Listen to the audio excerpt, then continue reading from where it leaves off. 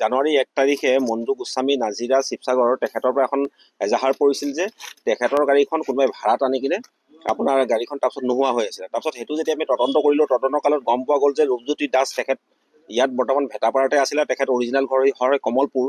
তেওঁ গাড়ী মানুহৰ পৰা ভাড়াত লৈ কিনে সেইখন গাড়ী অকশ্যনৰ গাড়ী বুলি কৈ বেলেগক আকৌ বিক্ৰী কৰি দিয়ে, থাৰ্ড পাৰ্টিক। তেনেকৈ প্ৰায় তেখেতে 80খনমান গাড়ী বিক্ৰী কৰা আমি হিচাপ এটা পাইছোঁ।